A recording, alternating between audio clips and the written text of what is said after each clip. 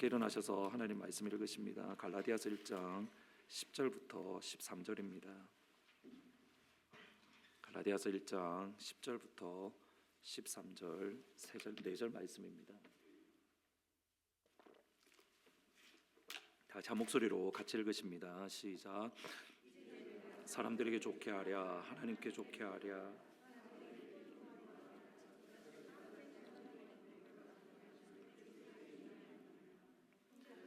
내가 너희에게 알게 하노니 내가 전한 복음은 사람의 뜻을 따라 된 것이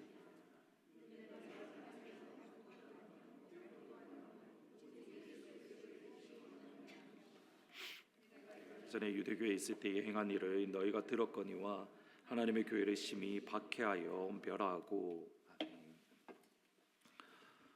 지금 보시는 기사는 2018년도 뉴욕에 있었던 전도 세미나 때의 한 목사님의 강의의 내용입니다. 2013년 전도지 100만 장을 뿌리면 한 명의 열매, 한 명의 전도자, 결신자가 있었다라고 합니다. 그러니까 1대 100만인 겁니다.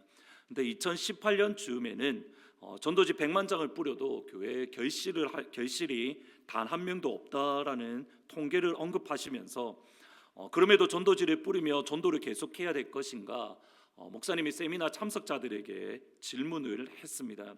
여러분의 생각은 어떠십니까? 전도지 100만 장을 뿌려도 단 한 명도 결실되지 않는다라고 한다면 그럼에도 여전히 전도지로서 전도를 해야 된다고 생각하십니까? 아니면 그 전도하는 것을 그만두어야 된다고 생각하십니까? 강사 목사님의 답은 이렇습니다. 나는 안 해야 된다고 생각한다. 안 되는 것을 왜 해야 되는가? 나는 그것부터 바꿔야 한다고 생각한다. 시간이 길지 않다. 우리들은 결과를 도출해내야 된다. 안 된다고 통계에 나와 있는데 그것을 왜 하는가? 강사 목사님의 강조점은 어느 정도 이해가 되어집니다. 전도지를 뿌렸을 때의 열매, 곧 교회에 나오는 결신자가 없으니 따라서 전도의 방향을 관계 전도로 바꾸어야 된다. 그러한 주장입니다. 관계를 쌓고 또 신뢰를 쌓을 때에 결국 전도가 된다. 분명히 맞는 말씀입니다. 동시에 강사 목사님이 놓치고 있는 것이 있는데 고린도전서 1장 21절에 보시면 하나님의 지혜에 있어서 이 세상이 자기 지혜로 하나님을 알지 못하므로 하나님께서 전도에 미련한 것으로 믿는 자들을 구원하기를 기뻐하셨다. 여기 전도에 미련한 것이라는 말은 선포에 미련한 것이라는 뜻입니다. 큰 소리로 외치는 선포의 개념이 선포, 프로클레이메이션이라는 말 속에 담겨져 있는 겁니다. 더 흥미로운 것은 하나님도 선포가, 전도가 미련하다는 것을 알고 계십니다. 그 선포에 미련한 것, 전도에 미련한 것으로 구원하는 것을 하나님이 기뻐하십니다. 그러니까 하나님께서 선택하신 방법이 다름 아닌 전도이고 선포입니다. 두 번째로 예수님께서 가르쳐 주신 하나님 나라의 원리와 사실은 전혀 다릅니다. 마태복음 13장 3절에 보시면 예수께서 비유로 여러 가지를 그들에게 말씀하여 이르시되 씨를 뿌리는 자가 뿌리로 나갔다. 예수님께서도 전도에 미련한 것을 통해서 전도하셨습니다. 그것이 하나님의 나라입니다. 결과를 도출하는 것은 우리의 몫이 아닌, 그것은 전적으로 하나님의 몫이고 하나님의 역할입니다. 우리가 할 일은 전도에 미련한 것, 선포에 어리석은 것으로 하나님 나라의 비밀을 선포하고 하나님의 복음을 가르치는 일입니다. 그런데 어느 순간에 전도와 선교라는 하나님의 지상 명령까지도 효율성이라는 잣대로 우리가 재고 있더라는 겁니다.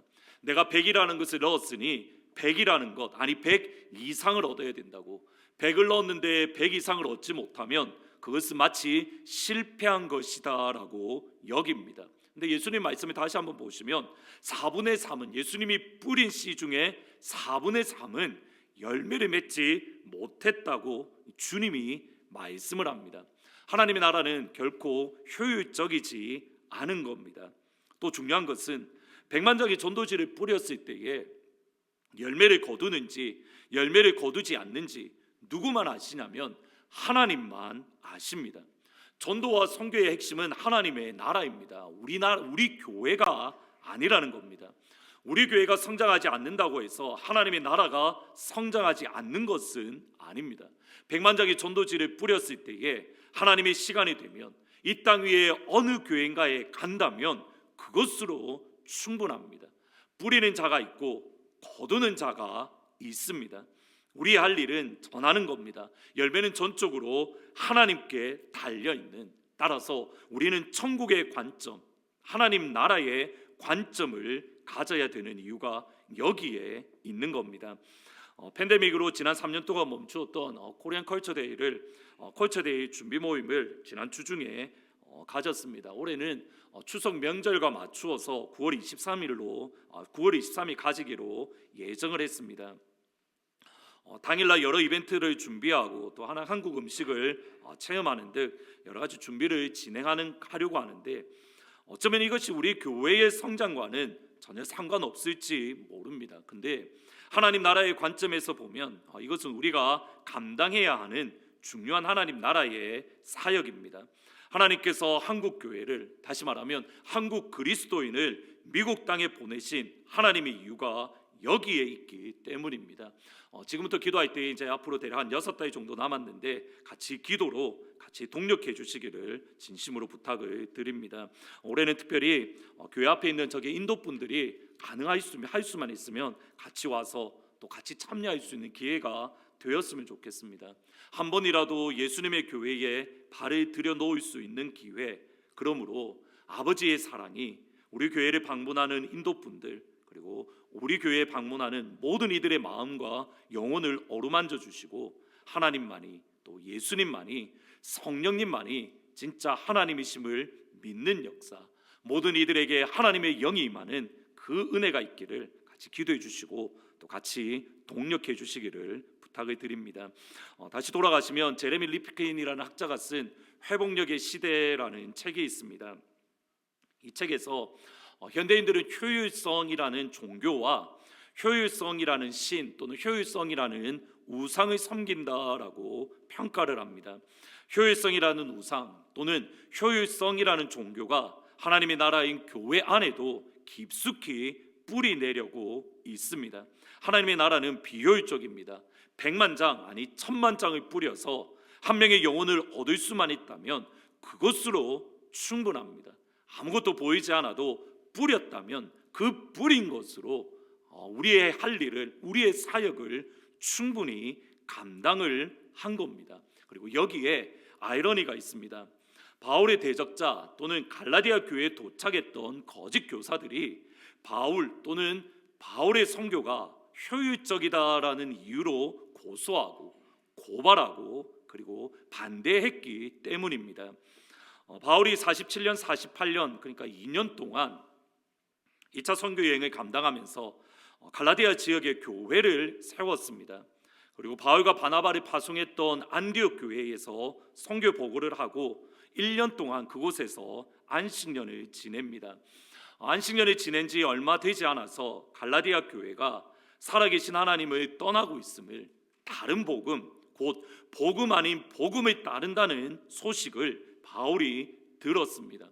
구원의 감격으로 가슴이 뛰어야 되는 그 시간에 하나님의 창조의 능력의 말씀으로 그들을 부르신 하나님 아버지로 인해서 감동해야 될 그 시간에 갈라디아 교회 안에서 여전히 역사하시는 성령 하나님의 능력으로 인해서 그들 안에 영적인 흥분과 그리고 하나님을 향한 눈물이 있어야 될 그 시간에 그들은 하나님을 버렸고 예수님을 버렸고 그리고 성령님을 버렸습니다.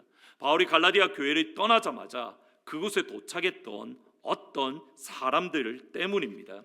1장 7절에 보시면 다른 복음은 없나니 다만 어떤 사람들이 너희를 교란하여 그리스도의 복음을 변하게 하려 합니다. 여기 너희를 교란하게 한다라는 이 교란이라는 말은 혼란에 빠뜨린다 또는 혼돈에 빠뜨린다, throw you into confusion, 혼돈 속에 그들을 빠뜨리는 것 또는 flight, 그들을 위협한다라는 의미입니다. 갈라디아 교회에 도착했던 어떤 사람들로 인해서 갈라디아 교회는 혼미한 상태가 되었습니다. 여기 혼미한 상태라는 표현은 로마서 12장 8절에 나오는데 그 단어를 그대로 번역하면 마비된 영혼 또는 마취된 영혼이라는 뜻입니다.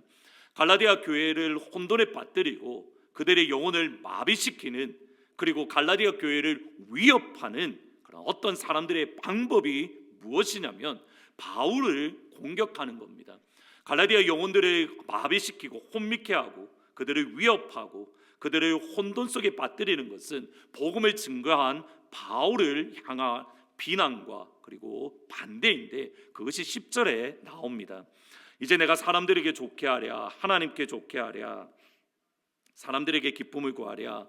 내가 지금까지 사람의 기쁨을 구하였더라면 그리스도의 종이 아니다.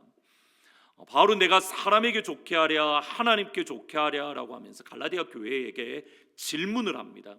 여기 좋게 하다라는 말의 기본적인 의미는 설득하다, persuade 또는 peitho라는 헬라어 단어입니다. 이렇게 설득하다라는 이 말은 고대 그리스나 또는 로마에서 상대방을 어떻게 설득할 것인가, 그런 설득의 방법 또는 설득의 기술들을 많이 연구를 했습니다. 여러분들이 한 번 정도 들어보았을 아리스토텔레스가 쓴 수사학이라는 책이 있는데, 이 책의 내용은 간단합니다. 상대방을 어떻게 설득할 수 있을 것인가, 그 가운데 로고스, 이성이 있고 파토스, 에토스 이런 것들에 대해서 꾸준히 설명하는 것이 아리스토텔레스가 쓴 수사학이라는 책입니다. 근데 재미난 게 뭐냐면, 내가 사람을 설득하랴라는 이 말이 동의어가 뭐냐면, 세 번째 질문이 내가 사람에게 기쁨을 구하랴, Am I seeking to please men? 내가 사람들을 기쁘게 할까? 이것과 동의어입니다. 사람을 설득하는 것, 곧 사람을 기쁘게 하는 것. 여러 가지 기술과 여러 가지 방법을 동원해서 사람을 설득하고 또 사람을 기쁘게 하는 것은 당연히 바울 시대에는 오늘날 시대에도 동일하게 부정적인 일입니다. 말로서 상대방의 기분을 좋게 만들어주고 말로서 상대방의 비위를 맞추어주고 그러므로 내가 원하는 것을 얻는다라고 생각을 한 겁니다. 이것이 바울을 향한 반대이고 바울을 향한 비난이고 바울을 향한 공격이었습니다. 사람을 기쁘게 하는 사람, 사람의 눈치를 보는 사람. 바울은 사람의 눈치를 보는 사람입니다. 바울은 사람을 기쁘게 하는 사람입니다. 바울은 사람의 비위를 맞추는 사람입니다. 이것이 바울의 일생 동안 그를 괴롭혔던 꼬리표입니다.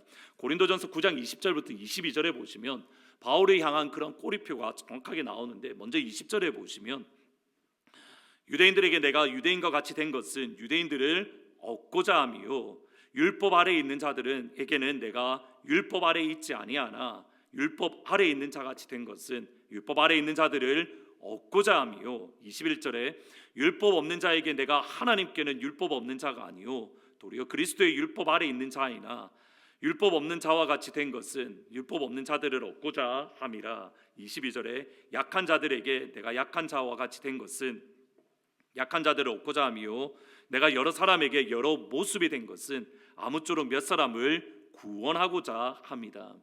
바울은 단순히 이방인에게만 복음을 전한 게 아닙니다. 바울은 유대인에게도 복음을 전했고 이방인에게도 복음을 전했습니다. 그런데 유대인들에게 복음을 전할 때에는 율법 아래에 있는 자처럼 복음을 전했습니다. 예를 들어서 3차 선교 여행을 마치고 예루살렘에 도착을 했을 때에 바울은 그 당시 사도들의 권면에 따라서 결례를 행했습니다. 여기 결례라는 말은 정결 예식을 의미합니다. 부정한 것을 만지면, 이 당시 구약 율법에 의하면 내가 부정한 것을 만지면 나도 부정해지기 때문에 7일 동안 정결 예식을 지켜야 된다. 민수기 말씀에 나옵니다. 근데 바울이 이방 나라를 다녔기 때문에 이방 나라를 다니면서 그도 모르는 사이에 부정한 것을 만졌고 그 부정한 채로 예루살렘에 왔기 때문에 그가 7일 동안 정결 예식을 행함으로 그가 정결하게 된다. 바울이 구약 율법을 지켰습니다. 그런데 다시 생각을 해보면 바울은 정결하게 할 수 없으면 내가 정결 예식을 7일 동안 지키지만 그 정결 예식이 나를 정결하게 할 수 없다는 것을 알고 있음에도 불구하고 정결 예식을 지킵니다. 예수님의 보혈로만 내가 정결하게 되고 십자가로만 내가 새로워진다는 것을 바울이 알고 있지만 그럼에도 바울이 정결 예식을 지킵니다. 무엇 때문이냐면 율법 아래 있는 자들에게, 유대인들에게 복음을 전하기 위해서. 반면에 이방인에게 복음을 전할 때에는 바울은 율법을 지키지 않아도 된다라고 분명하게 선언을 합니다. 예수님은 율법의 완성입니다. 율법을 지킴으로 의롭다 하심을 받지 못한다. 내가 율법을 지킴으로 구원을 받지 못한다. 율법을 지킴으로 나는 정결케 될 수 없다. 율법을 지킴으로 하나님의 자녀가 되는 것도 아니고 율법을 지킴으로 약속의 자녀가 되는 것이 아니다. 그 내용이 갈라디아서의 내용입니다.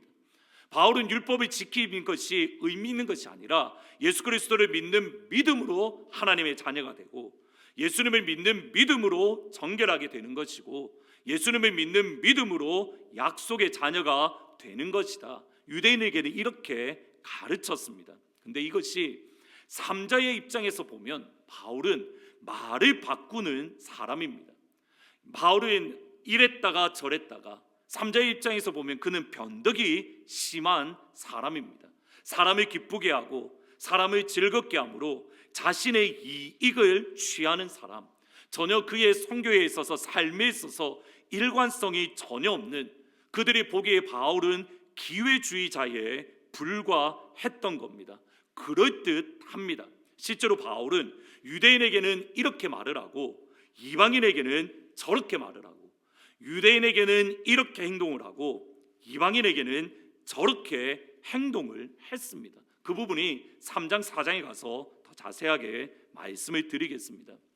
바울을 향하여 사람을 기쁘게 하는 사람이다, 그리고 사람을 즐겁게 하는 사람이고 기회주의자다라는 이 말 속에 공격 이면에 갈라디아에 왔던 거짓 교사들은 한 걸음 더 나아갔습니다.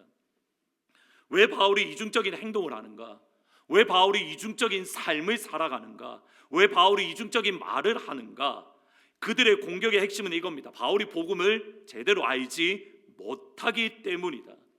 바울이 증거하는 복음은 다른 누군가에게 들었던 복음이고 바울이 전했던 복음은 누군가에게 배운 복음으로, 따라서 그가 전한 복음은 온전한 복음이 아니고 그가 전한 복음은 완전한 복음이 아니라는 공격이 끊임없이 있었습니다.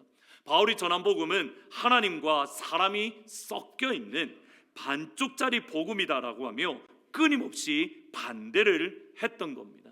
이런 반대, 이런 비난에 대해서 바울은 내가 전한 복음은 예수님의 사도들, 예루살렘에 있는 사도들과 정확하게 똑같다고, 예루살렘에 있는 사도들이 전하는 복음과 내가 전하는 복음은 전혀 다르지 않음을 자신의 경험을 통해서 변호하는데, 그것이 1장 11절부터 2장까지의 내용입니다. 먼저 11절의 말씀을 보시면 이렇게 말합니다.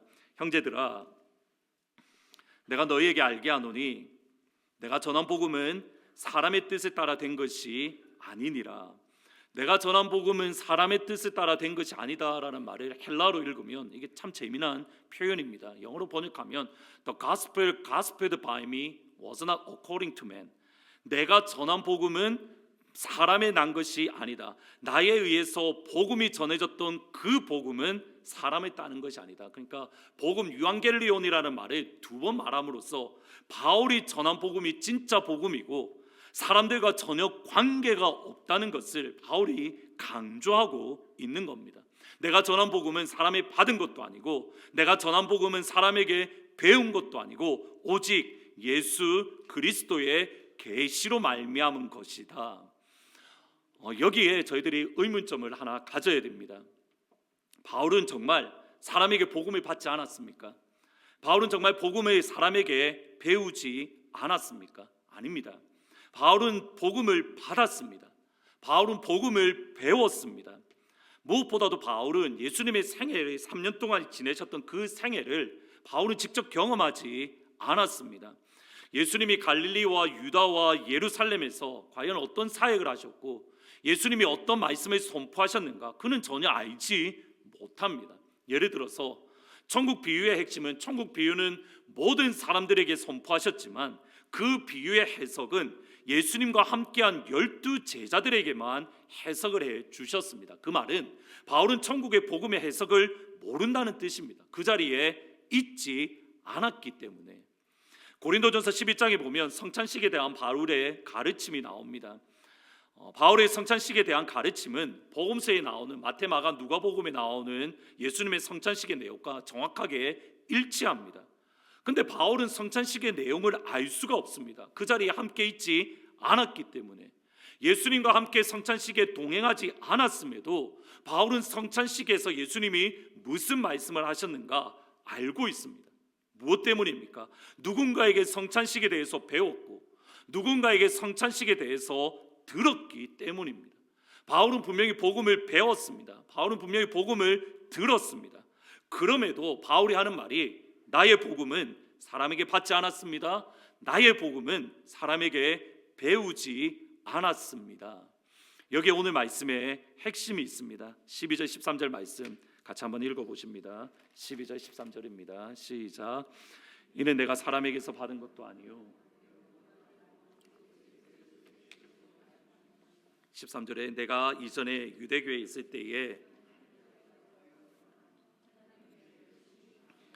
멸하여 12절과 13절이 연결점이 없어 보이지만 제가 같이 읽은 이유가 있습니다. 먼저 13절 거꾸로 올라가면 바울은 자신이 유대교에 있을 때의 모습을 뭐라고 표현하냐면 내가 하나님의 교회를 심히 박해하고 멸했다. 여기 멸하다라는 말이 완전히 destroy 또는 완전히 전멸시킨다라는 뜻입니다.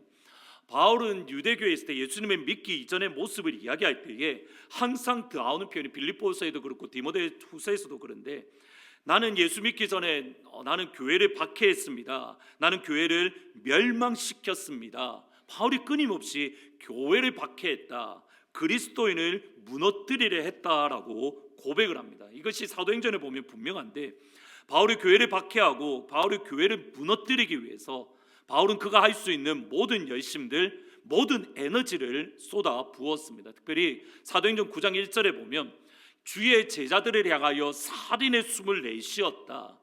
살해의 숨을 내쉬었다라고 할 정도로 교회를 향한 미움, 교회를 향한 증오가 가득했습니다. 그리스도인 예수님의 제자를 향한 미움, 제자들을 향한 증오가 그의 영혼에 가득했더라는 겁니다. 여러분 이것이 중요합니다. 루이스 마틴 교수님이 그의 주석에서 뭐라고 표현하냐면 바울이 아무것도 모르는 상태에서 교회를 박해한다든지 교회를 무너뜨리려고 한 것이 아니라는 겁니다. 그것이 타당한 설명입니다. 심지어 바울이 예수님이 믿는 그리스도인, 정확하게는 스데반 집사를 죽이는 데에 가장 앞장섰습니다. 스데반 집사를 돌로 치기에 앞서서 그의 옷을 집어 던졌는데 그 말은 내가 스데반 집사가 죽는 데에 책임이 나한테 있다라는 뜻입니다. 예수 믿는 그리스도인, 예수 믿는 그리스도 성도를 죽이는 일에 찬성하면서 그가 무슨 말을 하는지, 그가 어떤 주장을 하는지, 그가 어떤 생각을 하는지 전혀 몰랐다? 아닙니다. 반대로 알았습니다. 스데반 집사가 무엇을 말하고 있고 스데반 집사가 무엇을 생각하고 스데반 집사가 무엇을 선포하는지 알았기 때문에 바울은 스데반 집사를 죽였습니다. 교회가 무엇을 이야기하고 있고 교회가 무엇을 주장하고 있는지 바울은 너무 잘 알았기 때문에 교회를 박해하려고 했고 교회를 파괴하려고 했던 겁니다. 다시 말하면 바울은 복음의 내용을 이미 알고 있습니다. 예수님에 대해서 이미 알고 있습니다. 그리스도인에 대해서 이미 알고 있습니다. 그러기에 교회를 박해했고 그러기에 예수님을 믿는 제자들을 향하여 증오의 마음을 품었던 겁니다. 복음의 내용을 알고 있던 바울이, 예수님에 대해서 알고 있던 바울이 다메섹으로 가는 길에 부활의 예수님을 만났습니다. 그것이 1장 12절에 예수 그리스도의 계시라는 말의 의미입니다. 사울아 사울아 내가 어찌하여 나를 박해하느냐, 나는 내가 박해하는 예수다. 바울이 이미 알고 있던 복음의 내용이 바뀐 게 아닙니다. 바울이 알고 있던 복음은 그때나 그 이유나 똑같습니다. 무엇이 바뀐 거냐면 복음의 해석이 달라진 겁니다. 예수 그리스도의 계시 이후에 바울이 알고 있던 복음의 내용이 그 해석이 달라졌다. 예수님이 이 땅에 오신 이유, 예수님이 고난 받으신 이유, 예수님이 십자가에 엘리 라마 사막다니 하면서 십자가에 못 박히셨던 이유, 그 이전에도 알고 있었지만 그 의미와 그 해석이 달라졌습니다. 이전에 바울이 알고 있던 복음의 내용, 이전에 바울이 알고 있던 그리스도인의 내용에 따르면 예수님은 하나님의 저주를 받은 죄인 중에 죄인입니다. 나무에 달린 자마다 하나님의 저주를 받은 자다, 신명기의 말씀 때문입니다.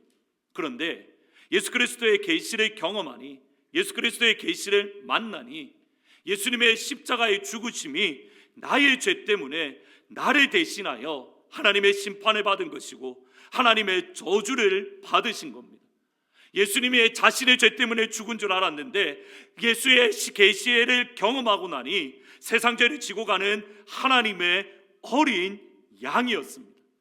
이전에도 알고 있었습니다. 이전에도 너무 잘 알고 있었습니다. 그리고 그 해석이 달라졌고 그 의미가 달라진 겁니다.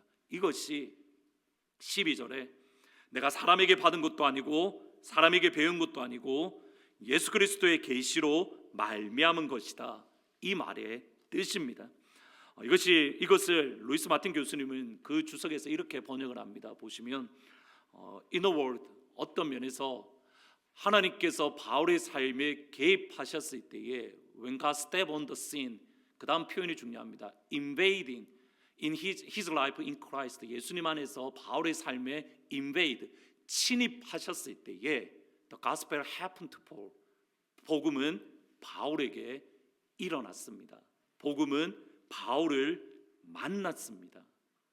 복음의 내용을 몰랐던 게 아닙니다. 하나님께서 바울의 삶에 개입했을 때에, 하나님께서 바울의 삶에 invade, 들어갔을 때에 복음을 그가 만남으로 그의 생각이, 그의 삶이 변하게 된 겁니다.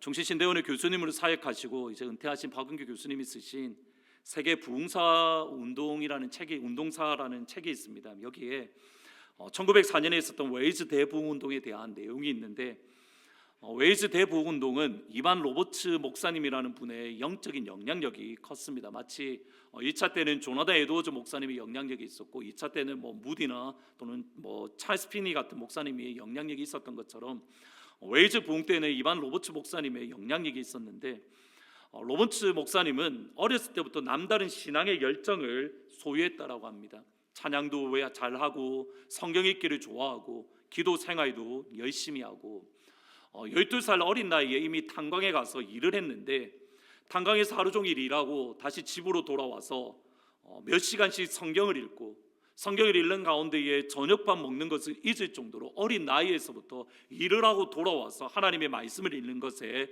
열심을 품었습니다. 그리고 웨이즈의 부흥을 위해서도 변함없이 기도하셨다라고 합니다. 나는 부흥을 위해 관해서 읽거나 이야기하다가 온 밤을 잘 새웠다. 이미 복음을 알고 있고 이미 기도를 하는 사람이고 이미 성경을 끊임없이 읽던 이반 로버츠 목사님에게 1904년 봄에 복음이 그에게 경험된 사건이 있었습니다. 길지만 조금 읽어드리면 이렇습니다. 아주 오랫동안 나는 기독교의 실패에 대한 생각 때문에 나의 영혼과 심령이 상당히 괴로웠습니다. 그러나 내가 이 문제로 대단히 깊은 기도를 드린 후 어느 날 나는 깊이 잠이 들었습니다. 그런데 새벽 1시에 갑자기 나는 잠에서 깨어났고 전능하신 하나님 바로 얼굴 앞에서 말할 수 없는 기쁨과 말할 수 없는 경외로 가득한 나를 발견했습니다. 그리고 4시간 동안 마치 한 사람이 그의 친구와 얼굴을 맞대고 이야기하는 것처럼 나는 하나님과 대면하여 말하는 특권을 가졌습니다. 5시에 나는 마치 내가 이 땅에 다시 돌아온 것처럼 천국에 있다가 다시 돌아온 것 같았습니다. 그리고 나는 그날 새벽만이 아니라 3개월 혹은 4개월 동안 거의 매일 아침 그 같은 것을 경험했습니다. 그리고 그것은 나의 본성을 바꾼 듯했고 나는 다른 빛 속에서 사물을 보았고, 그리고 나는 하나님이 이 나라 웨일즈 그리고 나아가 이 나라뿐만 아니라 전 세계 모든 사람들에게 나라에 역사하실 것을 알았습니다. 이반 로버츠 목사님은 이미 누구보다 성경을 많이 알았습니다. 그는 기도를 하는 사람이었습니다. 찬양도 열심히 불렀습니다. 그러나 그의 삶에 복음이 일어난 사건은 26살 때였던 1904년입니다. 그의 마음과 그의 영혼이 무너지고 내가 믿고 있는 하나님의 말씀이, 내가 붙들고 있고 성경에 기록되어져 있는 그 하나님의 능력이 더 이상 역사하지 않는 것 같고 더 이상 나의 삶과 상관없어서 아파하고 힘들어했던 그 순간에 하나님 앞에 기도할 때에 하나님과 얼굴에 대하듯이 하나님과 대화하고 천국에 올라갔다가 다시 이 땅에 내려왔다라고 하는 그날, 복음이 로버트 목사님에게 일어났습니다. 로버트 목사님에게 복음이 경험되었습니다. 하나님이 그의 삶 속에 개입했고 하나님이 그의 삶 속에 진입해 들어오신 겁니다. 이 사건이 있은 지 몇 개월 후에 1904년 9월 달에 뉴캐슬의 한 집회에서 그가 했던 간증입니다. 약 2분 동안 무시무시했습니다. 나는 나를 굴복시키소서, 나를 굴복시키소서, 나를 굴복시키소서라고 소리쳤습니다. 그것은 나를 굴복시키려는 하나님의 명령, 곧 그의 사랑이었지만 나는 그 안에서 명령하시는 아무것도 볼 수 없었습니다. 내 자신이 굴복한 후에야 평화의 파도가, 평화의 마음이 나의 마음속에 흘러넘쳤습니다. 그런 후에 심판의 날에 대한 무시무시한 공포감이 내 마음에 찾아왔고 나는 흐느껴오렸습니다. 그 후에 영혼의 구원이 남습하게 나를 압도했고 나는 웨이즈 전역에 다니며 예수님을 전하려는 열망이 타올랐고 그것을 실행하기 위해 하나님께 기꺼이 값을 치를 각오가 되었습니다. 이때 하나님의 역사가 얼마나 강력했던지 하나님 그 손을 나에게서 거두어 가주십시오라고 기도할 정도였다라고 합니다. 그 위에 여러 가지 환상을 그가 보았는데 그 중에 한 환상이 사탄이 울타리 안에 있는 울타리에서 사탄이 자기를 바라보면서 얕잡아 보듯이 비웃고 또 조롱하는데 흰 옷을 입은 예수님이 칼을 들고 그 사탄을 칼로 내리치자 그 사탄이 즉시 사라지는 그러한 환상들, 그러한 꿈들이었습니다. 알고 있던 복음이 경험된 복음으로 업그레이드된 사건이 바울에게도 있었고 이반 로버트 목사님에게도 있었고 지난 2월 중순부터 시작된 애쉬베리 부흥을 통해서 오늘 이 시간에도 여전히 경험되고 있습니다. 놀라운 것은 대학생들에게 경험되었던 복음이, 대학생들에게 경험되었던 부흥이 이제는 중학생들에게 그리고 고등학생들에게 번져가고 있습니다. 주중에 크리스천 포스티지에 나온 한 신문 기사를 읽었습니다. 한번 보시면 제목이 이겁니다. God can speak in showers and waves. Tennessee's middle school students lead in prayer, songs and repentance. 테네시에 있는 중학교 학생들이 기도와 찬양과 회개를 인도하는데 한 장 더 넘겨주시면 이것이 그 모습입니다. 12살짜리 아이들입니다. 중학생 아이들이 모여서 채플 가운데에 예배하고 선생님이 인도하는 것이 아니라 어린아이들이 모여서 그들의 죄를 하나님 앞에 회개하고 찬양하고 기도하는 일들, 모두 다 크리스천 스쿨들입니다. 이 아이들이 복음을 알고 있던 아이들입니다. 그 아이들이 복음이 경험되니 회개하는 자리에 서고 예배하는 자리에 서고 찬양하는 자리에 서고, 이번 주 금요일 날 하트포드의 근처에 있는 대학교와 또 우리의 자녀들이 다니는 초등학교, 중학교, 고등학교 그리고 선생님과 교수님들을 위해서 같이 기도하는 시간을 가지려고 합니다. 예수님의 복음이 이 대학생들과 청년들 가운데에 일어난 사건이 되어야 됩니다. 하나님이 청년들의 삶 속에 개입하셔야 됩니다. 하나님이 대학생들의 삶 가운데에 인베이드, 침입해야 됩니다. 남의 이야기가 아니라 우리 자녀의 이야기가 되어야 됩니다.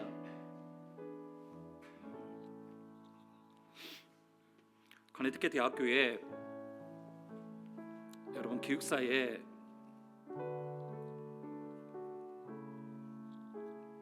아이들이 파티를 합니다. 여러 가지 아이들 여기 학생들이 또 있으니까 아이들이 여러 가지 파티를 할 때에 여러분 그 자리에서 뭐가 있냐면 아이들이 마리아나를 합니다. 근데 그 마약을 하는 그 자리에 여러분의 자녀들은 없다라고 생각하십니까? 제가 들었습니다. 마약 기숙사에서 마약하는 자리에 우리의 아이들이 그 자리에 함께 있었다라는 말.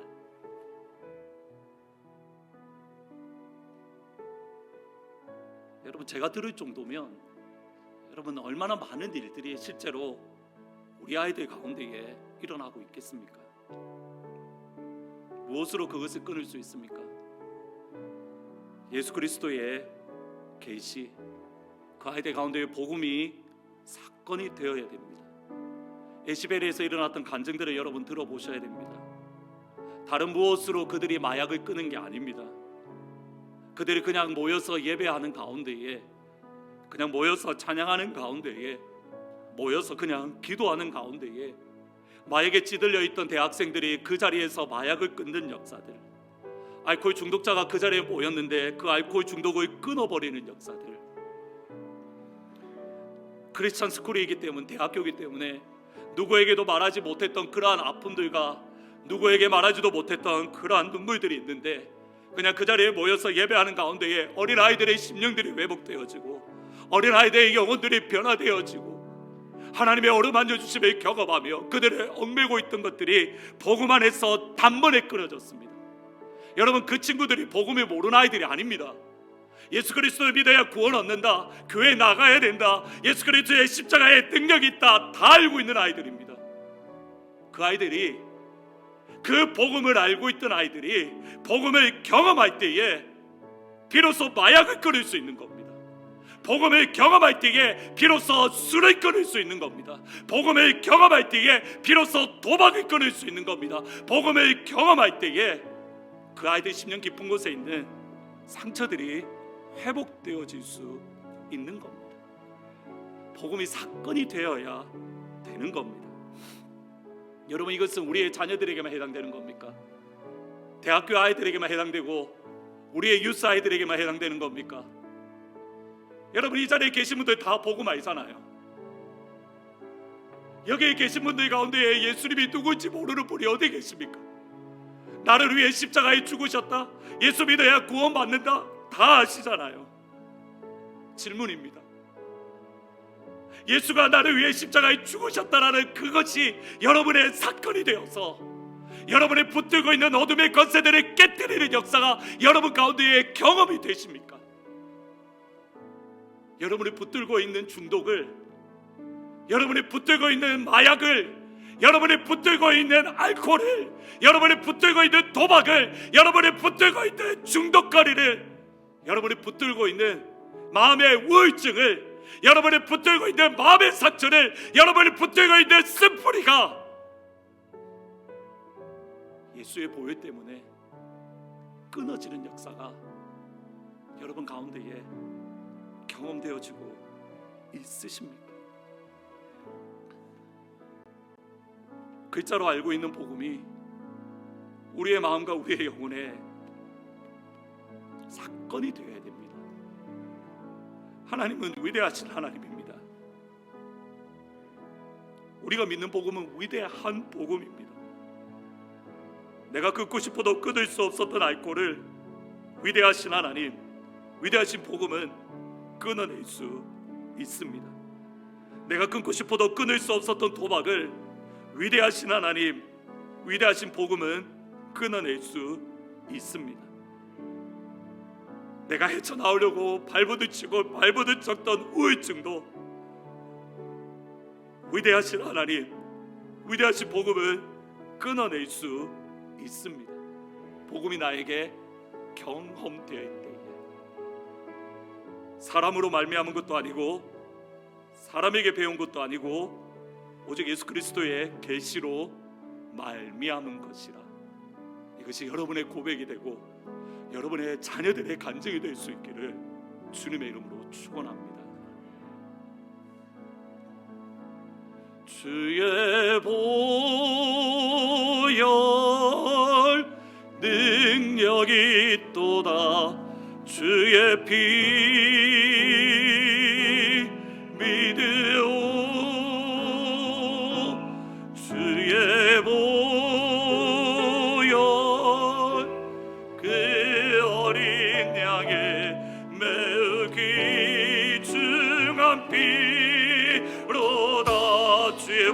능력이 있도다. 주의 보혈 능력이 있도다. 주의 피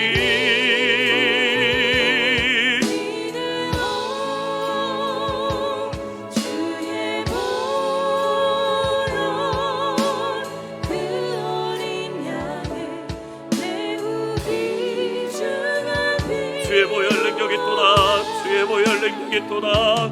주의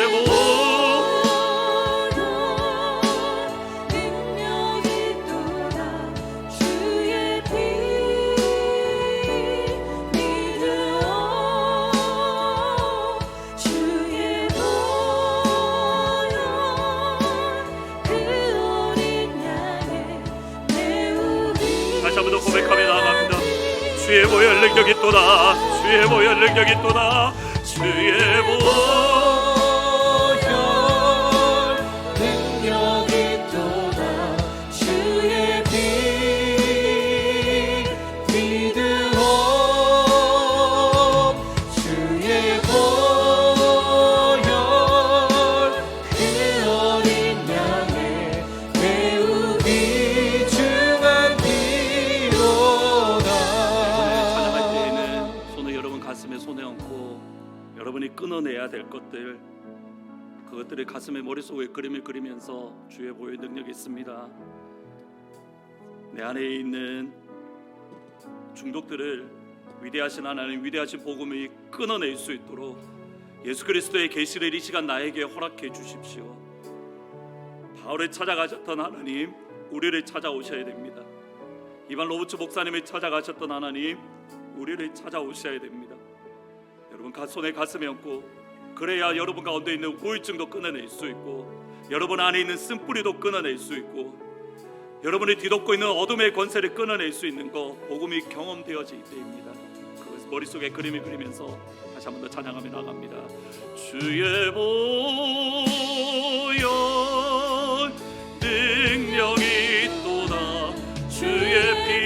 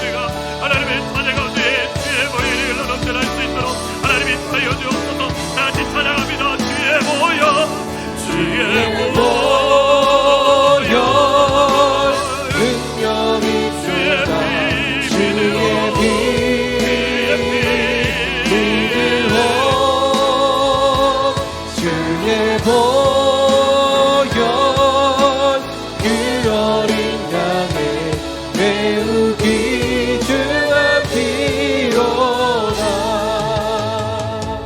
한 번 더 기도하실 때에는 여러분 대학생들과 여러분들의 자녀들이 다니는 학교와 그곳을 위해서 기도해 주십시오. 여러분 우리 자녀는 아니겠지라고 생각하시면 큰 오산입니다.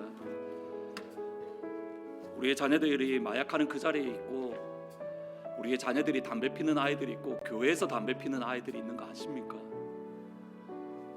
수련회에 갔을 때 담배를 갖고 오는 아이들이 있는 거 아십니까? 그 아이들이 술 먹고 돌아다니는 것 아십니까? 제 귀에 들어올 정도면 제가 아는 거는 빙산의 일각일 겁니다. 얼마나 많은 아이들이 그 가운데 찌들려 있겠습니까?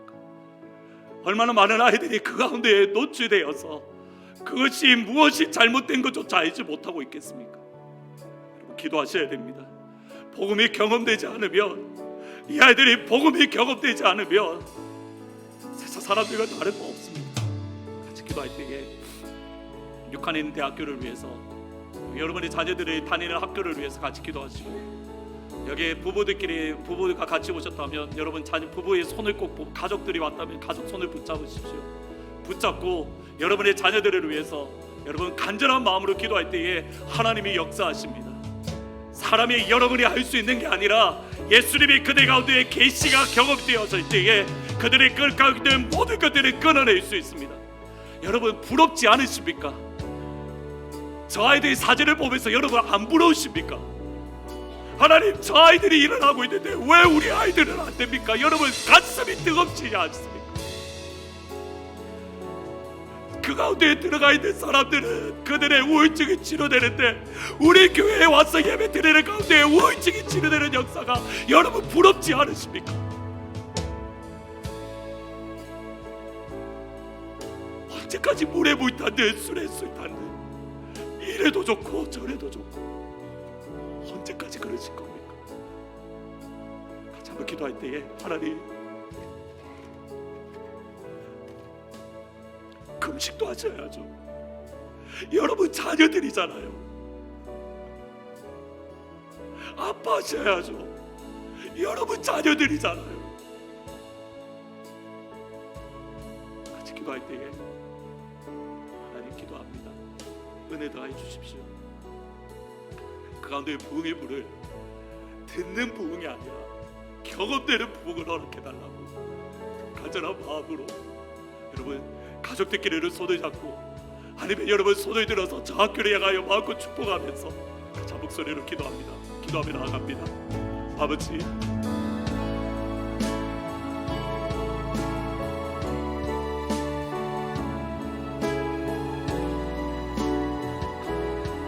주님 아버지 하늘의 문을 여시옵소서. 하늘의 문을 열어주십시오. 하늘의 문을 열어주십시오. 하늘의 문을 열어주십시오. 하늘의 문을 열어주십시오. 아버지 하나님 하늘의 문을 열어주십시오. 하나님의 아니면 할 수 없음을 고백하오니 주의 십자가 앞에 나아갑니다. 주님 우리를 위하여 피 흘리시고 십자가에 모여 우리 가운데 모였습니다. 나를 위하여 열리신 주님의 모혈에 나를 위하여 십자가에 열리신 그 모혈에 하나님 이 시간 주의 백성들과 주의 자녀들 가운데에 하나님 이 시간 충만하게 부어주옵소서. 나사렛 예수의 이름으로 명하노니 모든 연약한 것들은 이 시간 끊어질지어다. 하나님 모든 중독들은 예수의 이름으로 끊어질지어다. 하나님 모든 마음의 질병들은 예수의 이름으로 치료될지어다. 하나님 하나님 향하여 기도합니다. 하나님을 바라보며 기도합니다. 하나님을 바라보며 선포합니다. 주의 모혈 주의 모혈 능력이 주의 피 주의 피 믿으오 주의 보혈 그 어린 양의 매우 귀중 하나님 주의 보혈의 능력을 보여주십시오. 주의 보혈 주의 보혈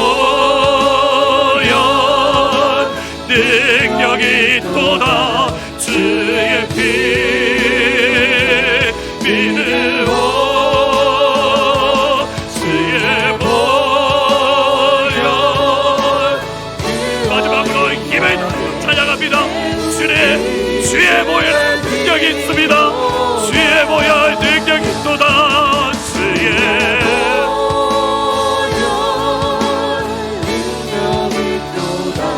주의 피 믿음으로 주의 보혈 그 어린 양의 배우기 주난 비로다. 주의 보혈의 능력이 있음을 고백을 합니다. 우리를 위하여 피 흘리신 주의 보혈을 우리 가운데 보여주십시오. 주님, 우리의 눈을 열어서 십자가에서 흘리신 그 보혈을 보게 해주십시오. 우리의 마음의 눈을 열어서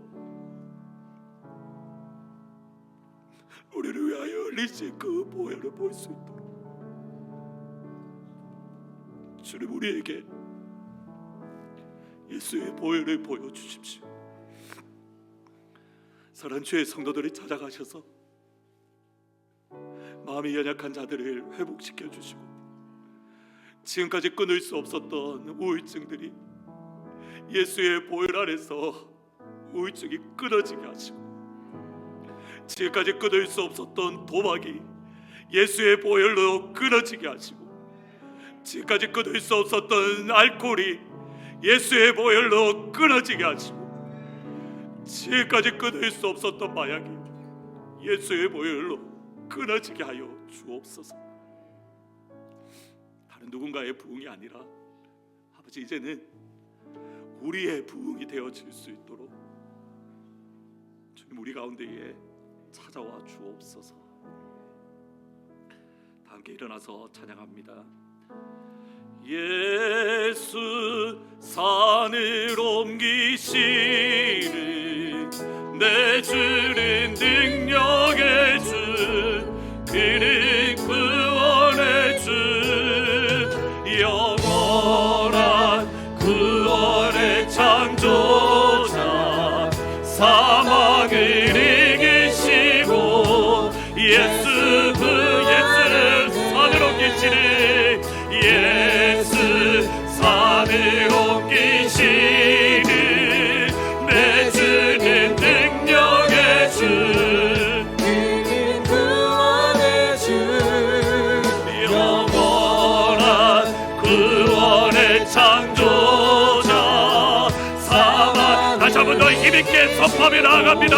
예수 산을 옮기시는 능력의 하나님, 예수 산을 옮기시는 내 주는 능력의 주, 그는 구원의 주, 영원한 구원의 창조자, 사망을 해하며 예수 산을 옮기시는, 예수 산을 옮기시는 예수 산을 옮기시는 내 주는 능력의 주, 그는 구원의 주, 영원한 구원의 창조자, 사망을 이기시고 예수 부활했네. 그렇습니다. 주님, 큰 산아 내가 무엇이냐? 내가 스룹바벨 앞에서 평지가 되리라. 예수 산을 옮기시는 능력의 하나님을 믿습니다. 사랑하는 주의 성도들 앞에 놓여져 있는 모든 큰 산들이 예수의 능력으로 옮겨지게 하여 주옵소서. 우리 앞 길을 가로막고 있는 모든 산들이 들리어서 바다에 던져지는 역사를 이번 한 주간 허락하여 주시옵소서. 주 예수 그리스도의 은혜와 하나님 아버지의 사랑과 성령님의 교통하심이 그 예수 의지하고 나아가는 모든 주의 성도들을 위해, 무엇보다도 이 땅 가운데 살아가면서 여러 가지 환난과 시험과 여러 가지 유혹으로 어려움을 겪고 있는 우리의 자녀들과 또 자녀들이 다니는 학교 위에 지금부터 영원토록 항상 함께 있을지어다.